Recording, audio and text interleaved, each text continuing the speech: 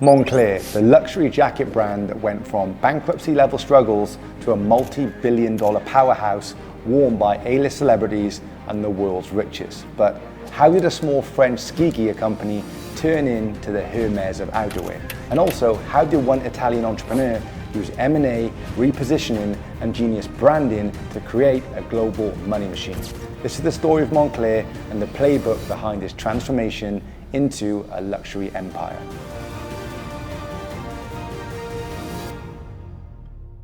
Founded in 1952 in Monastir de Clermont by René Ramillon and André Vincent, at first it wasn't about fashion at all. They made sleeping bags, tents and mountaineering jackets, but by the 60s Moncler was outfitting the French Olympic ski team. But then by the 80s to 90s the brand had become a little bit stale, seen as a relic, stuck in technical gear and unable to compete with the flashy new sportswear and luxury names.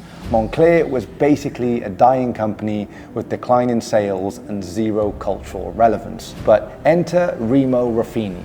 Ruffini, an Italian entrepreneur with a background in fashion, acquired Moncler in 2003 when it was on the brink of collapse. The company was valued at just 45 million euros at the time, a tiny number compared to what it would become. Ruffini's vision was radical: take a purely functional product, the down jacket, and reposition it as a luxury fashion staple. Now, this was the transformation into luxury. Ruffini executed a four-step luxury turnaround playbook. It was brand reinvention. They moved Moncler from the ski slopes to the catwalks.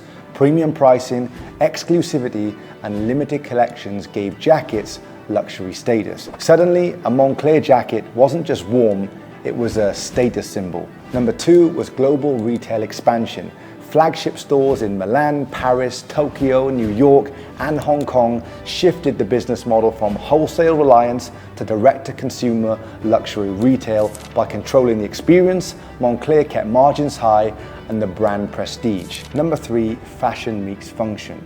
Collaborations with designers like Thom Browne and Jean-Baptiste Valli brought Moncler credibility in high fashion.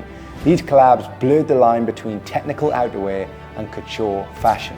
Number four, the Genius Project in 2018. Now, Moncler ripped up the fashion calendar.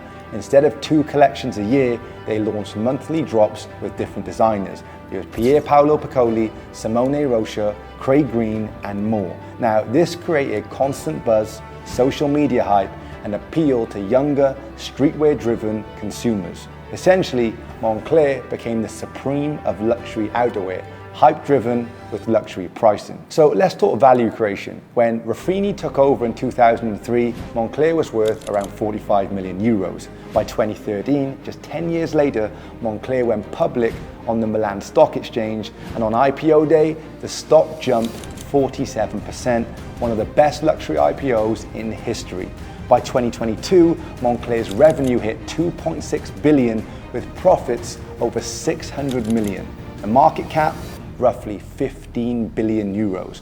Now that means Ruffini turned a 45 million near bankrupt company into a 15 billion euro global luxury powerhouse, a 330x value creation story. In 2020, Ruffini made another power move, acquiring Stone Island for 1.15 billion euros. Now, Stone Island was already a cult streetwear brand, but with Moncler's distribution and luxury playbook, it opened new doors. Now, this positioned the Moncler Group to capture not just high net worth luxury buyers, but also the Gen Z and millennial streetwear crowd. Moncler is now worn by everyone from Drake to Rihanna, from alpine skiers to Paris runway models. It's become the symbol of status, luxury, and performance, and all thanks to Ruffini's playbook. It's often described as the Hermes of outerwear. Moncler's story is more than just about jackets. It's about vision, timing, and execution.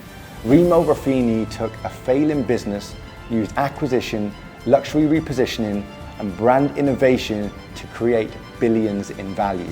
It's a masterclass in how M&A and branding and cultural relevance can turn a near bankrupt company into a global empire.